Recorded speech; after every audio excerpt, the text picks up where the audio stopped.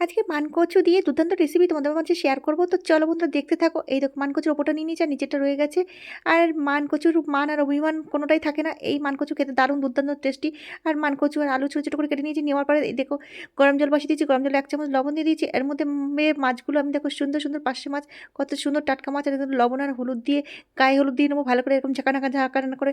তারপরে দেখতেই পাচ্ছ বন্ধুরা কত সুন্দর করে নেওয়া হয়ে গেছে। এদিকে দেখো জলটা গরম হয়ে গেছে। এবার মানকচুগুলো দিয়ে দেবো, ততক্ষণ ধরে একটুখানি সেদ্ধ হোক।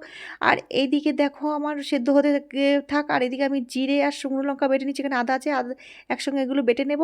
নেওয়ার পর দেখো আমার সেদ্ধ হয়ে গেছে। এবার এটাকে নামিয়ে দেবো। ব্যাস নামিয়ে দেওয়ার পরে কড়াইটা ধুয়ে নিয়ে আমি বসিয়ে দিয়েছি। এবার দেখো কড়াই গরম হয়ে গেছে, আমি তেলটা দিয়ে দেবো।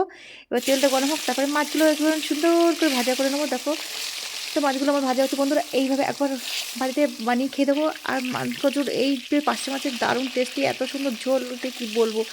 তো আমার মাছগুলো দেখো কত সুন্দর করে ভাজা হয়ে গেছে। আর এগুলো কিন্তু আমাদের ঘেরের পাশে, এগুলো কিন্তু গঙ্গার পাশে নয়, নদীর পাশে নয়। তো চলো বন্ধুরা এবার একটু মশলা এদিকে ভেজে নিই।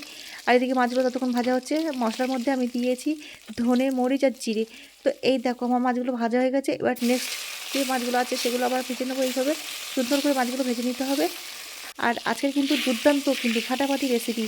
তো বন্ধুরা সবাই কিন্তু ভালো করে মন দিয়ে দেখো কীভাবে রান্না করছি। এইভাবে একবার বাড়িতে ট্রাই করে দেখো, সত্যি দারুণ খেতে লাগবে। তো দেখো মাছগুলো আমার ভাজা হয়ে গেছে। এবার আমি দেখো ওই তেলের মধ্যে দিয়ে দিয়েছি মানকচু আর আলুটা। দিয়ে বেশ ভালো করে একটু লাল লাল করে ভেজে নিতে হবে। নেওয়ার পরে দেখো সমস্ত মশলাগুলো আমি এর মধ্যে দিয়ে দিয়েছি। দিয়ে এবার একটু ভালো করে কষাতে হবে। আর খুব কম আছে কিন্তু এটা মানে কষাতে হবে।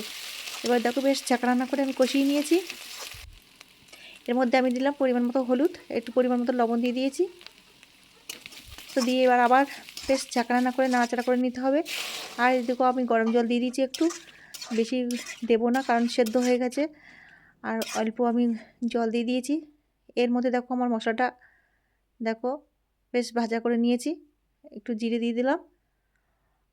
দেখো ধনে, মরিচ আর জিরে আমি বেশ সুন্দর করে ভেজে নিয়েছি। আর এদিকে বাটবো, আর এদিকে কাঁচা লঙ্কা কয়েকটা ছেড়ে দিয়েছি। দিয়ে এবার পার্শে মাছগুলো দিয়ে দিলাম। দিয়ে ততক্ষণে এটা ফুটতে থাকুক। আমি মশলাটা এদিকে বেটে নিয়ে আসবো। দেখো ঝোলটা কত সুন্দর ফুটছে, কি সুন্দর দেখো কালারটা কত সুন্দর এসেছে দেখো। এই দেখো আমার মশলাটা বাটা হয়ে গেছে। এবার এর মধ্যে দিয়ে দিয়েছি দেখো একদম সুন্দর দুর্দান্ত রেসিপি। তো বন্ধুরা এই রেসিপিতে কোনো পেঁয়াজ দেবে না, আমি যেভাবে রান্না করছি তোমরা ঠিক সেইভাবে রান্না করবে। তো ভাজা মশলাটা দেওয়ার পরে আমি বেশ কিছুক্ষণ ঢাকা দিয়ে রেখেছিলাম। এরপরে ঢাকাটা খুলে তোমাদেরকে দেখাচ্ছি। দেখো কেমন হয়েছে কালারটা, আর দারুণ গন্ধ ভার হয়েছে কিন্তু।